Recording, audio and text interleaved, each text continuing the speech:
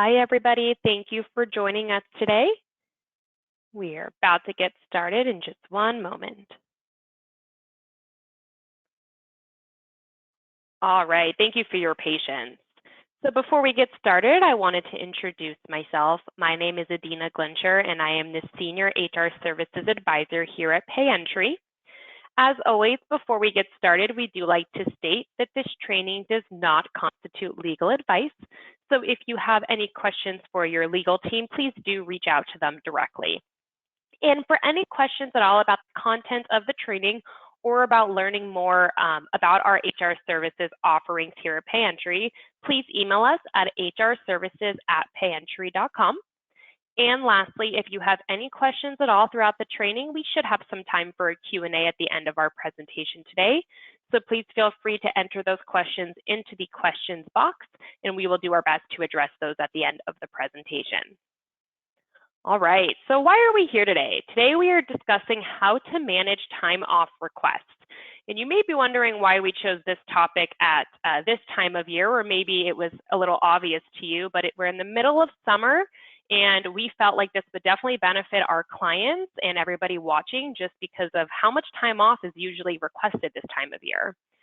So in our agenda, we're first going to kind of compare paid sick leave, vacation, and PTO.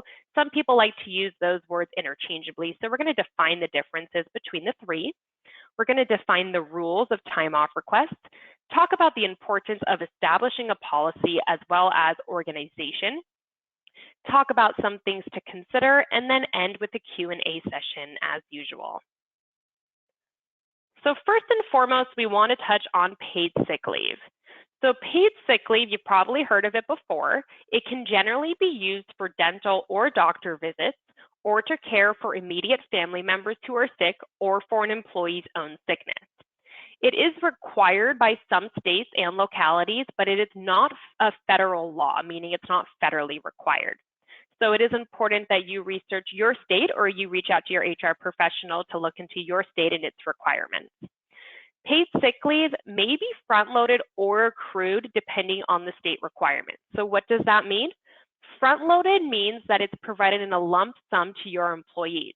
So if your leave year matches the calendar year, then as of January 1st, for example, your employees would get all of their paid sick leave at once if you decided to offer it front-loaded.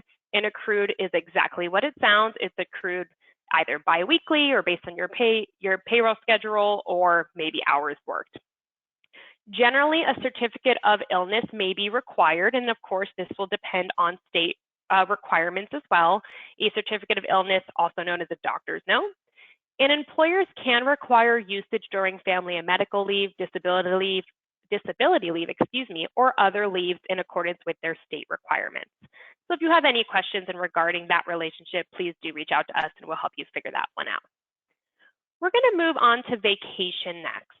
So vacation is not required by federal law, and it's actually not required by any state, I don't believe, but many states do have regulations governing vacation. So you don't have to offer it, but if you decide to offer it, you have to follow their rules, which often include whether that vacation leave needs to be paid out upon separation from employment. Some states say absolutely, it is the employees, they've earned it, you have to pay it out. Other states say you don't need to, and then some give you a in-between that says it really depends on what your policy states. Vacation is often accompanied by a paid sick leave policy, and this is because vacation is exactly what it sounds. It's for your employees to go out, go on vacation, take some time off for personal reasons, and generally it's not used for maybe mental health or doctor's appointments, or if they're sick, that usually comes from a sick leave bucket. So they generally come together, vacation and paid sick leave. Some states do require rollover of unused balances at the end of the leave year, and generally the leave year is determined by the employer. So like I said, it can be calendar year, maybe it matches your fiscal year, or some other 12-month time frame.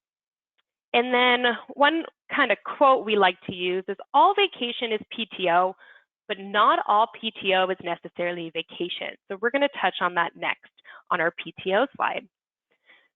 So all vacation falls under this big umbrella called paid time off, or PTO. Now, paid time off is a big umbrella, and not only does it include vacation, but it often will include sick leave, maybe bereavement leave, or some other leave. So that's where that quote came from.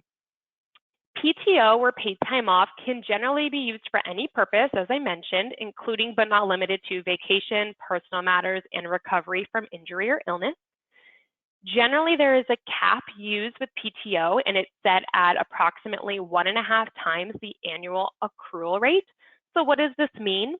If you offer paid time off to your employees, let's say you give them 2 weeks or 10 days a year, then that 1.5 times annual accrual rate would be 15 days. So once your employees reach 15 days, then they would cap and no longer accrue any PTO until they use some and get below that cap. And then some states do require PTO be paid out upon termination. Often it's looked at very similarly to a vacation policy, so those rules are often interchangeable. All right, so we're going to move on to some fun facts. According to LinkedIn, 73% of candidates will turn down a job offer due to inadequate vacation time. And 76% ranked a company's vacation policy as important or extremely important. And according to a T-Sheet study, 63% would turn down job offers that didn't include any PTO, and 88% said employers should offer PTO. In today's day and age, people need a work-life balance. We can argue people have always needed a work-life balance, and mental health is top of mind. So it is important that we are providing our employees with the resources to take time away from work so that they can focus on their mental well-being and come back even stronger and more efficient for you as the employer. So of course, these surveys suggest that time off benefits are extremely powerful in recruitment. So if you are having a hard time recruiting people, as I know many businesses are, consider reevaluating your current paid time off plans. And if you aren't offering any, consider offering some if that's in your means to do so.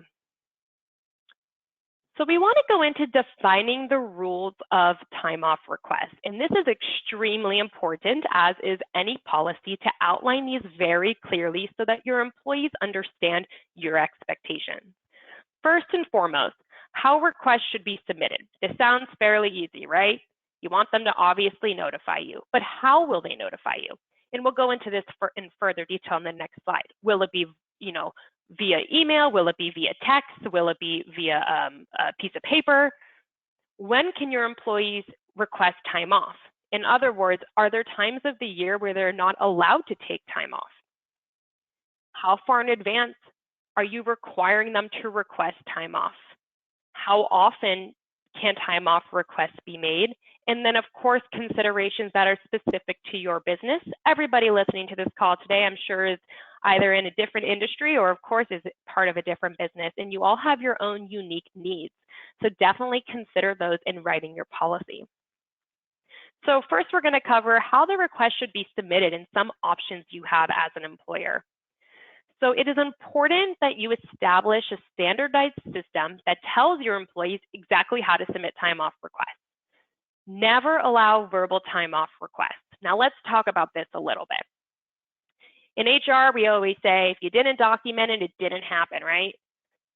Same thing with time off requests. Let's say you're in the middle of doing something and an employee comes into your office and says, hey, can I have next Friday off? And you think there's no issue with that. You say, absolutely. Next Friday comes, your employee's not there, and you write them up for a no-call, no-show. Well, in that case, it's going to be your word against theirs, as there's no documentation in place to prove that that conversation even happened. So it's really important for tracking purposes and just for overall administration purposes that time off requests are not verbal. So what are your options? You can consider an online or paper form, such as the one located on the left side of the screen. And we do have templates we are more than happy to send you. You can consider an app such as at Pay Entry. Our timekeeping allows employees to submit time off requests via the Pay Entry app. This makes the system much more automated and you're not dealing with paper everywhere. Or maybe you just ask people to email you. That would be having it in writing, and that would be an easy way to track it if that's what works best for your business. So as we said, making the process as standardized as possible is definitely the way to go. So what should those requests include? Generally, they should include the employee's name. We want to know who's requesting the time off, the date that they made the request, and we'll get into why that's important soon. The time off they're actually requesting, maybe the dates or the hours, depending on what works best for you and your business. The reason for the paid time off, so maybe they need a personal day, maybe they're sick. So we want to make sure we're asking for general reasons here. It's important that we're not asking what the employee's sick with or what their doctor's appointment's for. We don't want to cross over any HIPAA lines, but you can request some general information. Employee signature, manager signature, and then approval and denial confirmation, depending on which one is best for the case, and the date the request is approved or denied. Through this process, you may find that you need less or maybe you need more information on your time off request. So make sure that you are requesting the information necessary for you to make an informed decision as a business owner or manager. Let's talk a little bit about when employees can and can't request time off. So let's consider this situation. It is back to school time. July has always been an extremely busy month, and sometimes that activity spills over into August and September. Now imagine that the majority of your employees request time off for varying days or even weeks, and this leaves you in a difficult place during a very important time for your business. So instead of working understaffed, you can make it a policy that no time off can be taken in July, August, and September. This may also apply to special occasions such as Super Bowl weekend, opening night for a popular attraction, and other regularly occurring events that directly impact your business. Of course, it is important to remain fair and consistent, as in every category in HR, and it's never okay to make exceptions for one or two employees, but not others. So a few things I want to point out in this scenario. So that third paragraph, that's what we often refer to as blackout dates. So if there are certain dates you do not want to allow PTO or vacation to be taken, you can indeed include that as part of your policy. It's important to consider the repercussions in doing so. So if you block out July, August, and September, well, first and foremost, remember that if an employee is sick, your state law may require that they can still use paid sick leave. But here we're talking about vacation and PTO primarily. So if you block out July, August, and September, and your employees can't take any time off, fine. Keep in mind that come October, November, and December, you may have an influx in time off requests. And if your business can accommodate that, wonderful. And if not, that's just something you'll need to manage. The other question we often get from clients is, what about holidays? Our full-time employees get holiday pay, but our part-time employees, we don't pay them on holidays if they don't work. Can they request time off on those days? Absolutely. If that is part of your policy that your part-time employees can request Christmas or New Year's Day off and use their vacation or PTO, then absolutely you can do so. The beautiful thing about vacation policies is that you can really make them what you want them to be as long as you're following those regulations provided by the state. So what do we do if everybody requests the same time off? You have a few different options. The first option on this slide is generally what we recommend. First come, first served.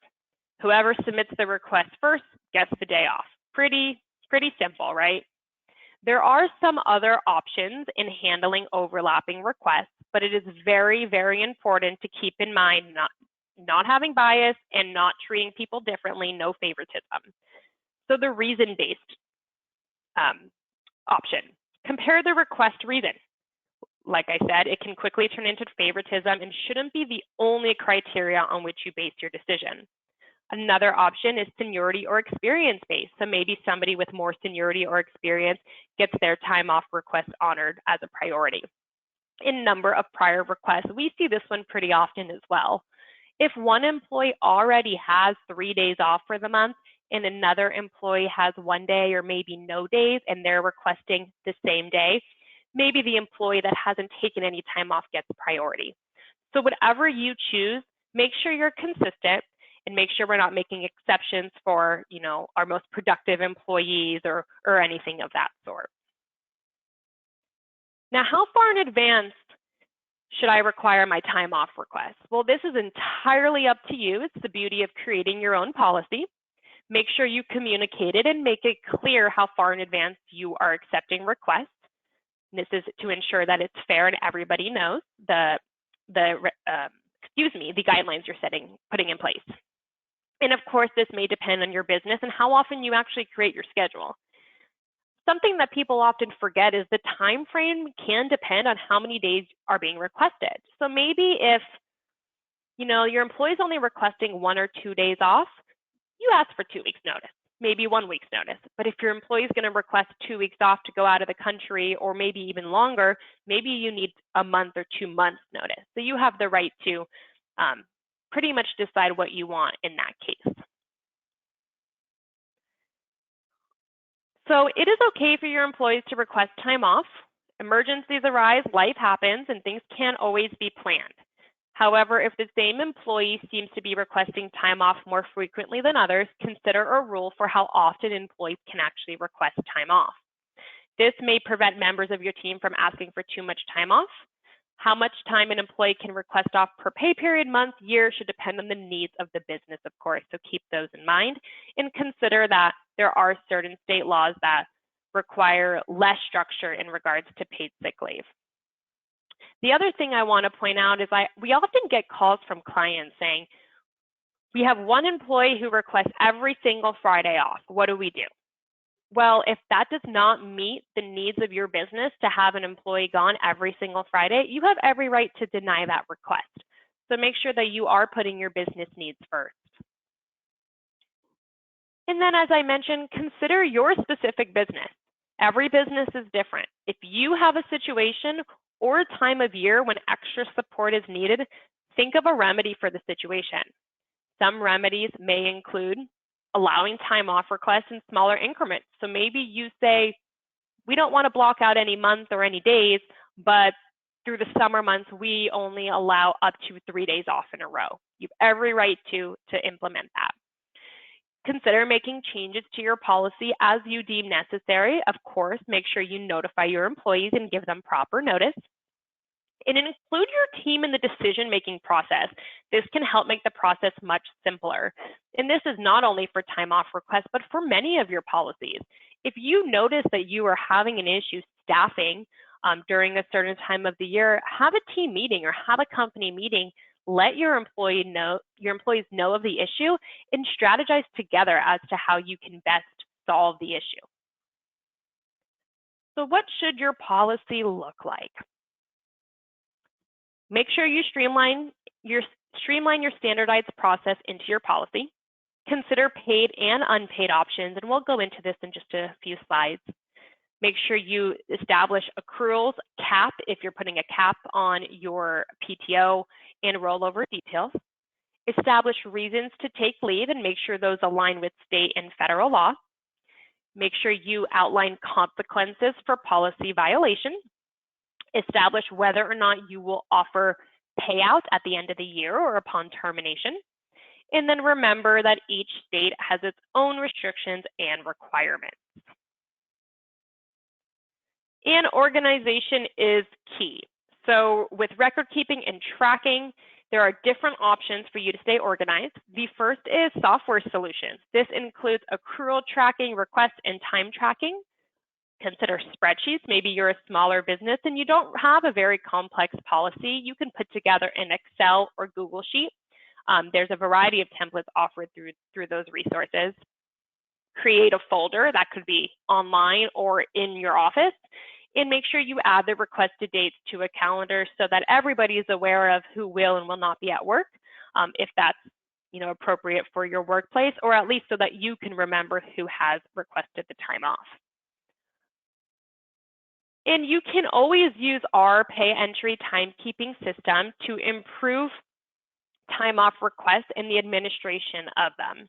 So on the right side of the screen, that is a direct screenshot from our timekeeping system, You can see those are just a few of the settings available to you. And there's some example paid type codes on the top of that screenshot. Employees can submit time off requests electronically and view their balances through this system. You can create different time off codes for better tracking, including custom policies. You can see this company has birthday. You can reduce the amount of time your supervisors are spending on time off management because this would make it all automated. You can configure notifications, including request status, approval, edits, or denials, and establish who needs to know about the request. Configure access to designated individuals so that they can see who's requested time off. Maybe your managers can oversee just their employees, or the owner can oversee everybody.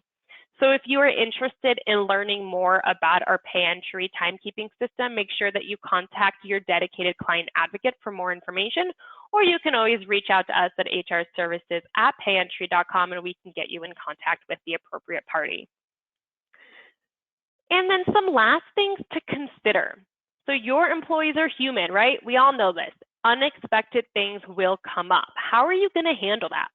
Consider offering an unpaid time off policy or maybe a personal leave of absence policy.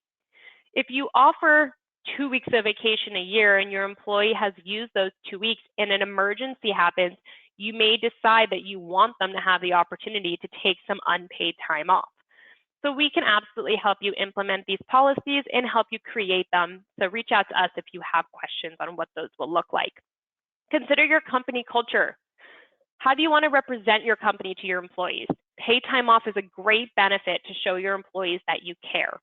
And listen to your employees' needs and wants. Maybe survey them. As you consider your time off policy, consider updating your attendance policy, as these often correlate with one another. So an employee who has exhausted their accrued time off and continues to miss work may be violating your company attendance policy. And I can't tell you how many times we get this question. We have people calling us saying, our employees have taken 30 days off in the last 5 months. What do we do? And when we ask them what their time off policy is, they tell us that they get 1 week or 2 weeks a year. Well, anything beyond that is more than likely a violation of your attendance policy and should be addressed more than likely with disciplinary action.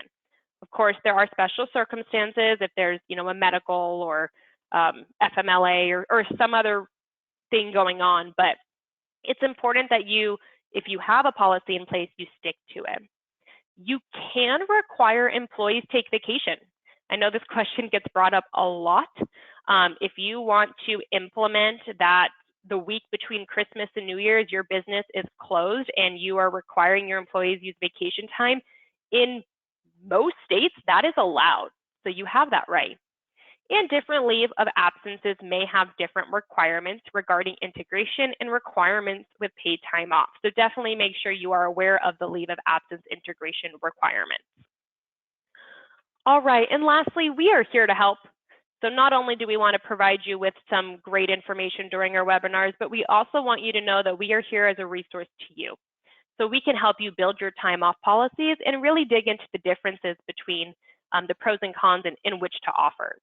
Our HR professionals can help update and/or create your employee handbook and company policies, keep up with changing state and federal laws, and assist with day-to-day HR best practices, forms, policies, and more.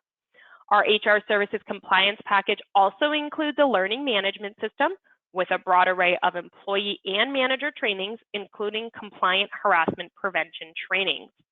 So we are here to assist. If you have any questions at all, please type them into the question box as our presentation has come to an end. All right, let's see. I don't see any questions coming in, so we're hoping that that was pretty easy to understand. But if you have any questions at all, please do not hesitate to reach out to us. Our email address is right over here for one last time. And thank you so much for joining us today. Our next webinar will be 2 weeks from today at the same time on Thursday. So make sure that you go to www.pantry.com/webinars and sign up for our next webinar. Thank you all so much for joining us. Have a wonderful day.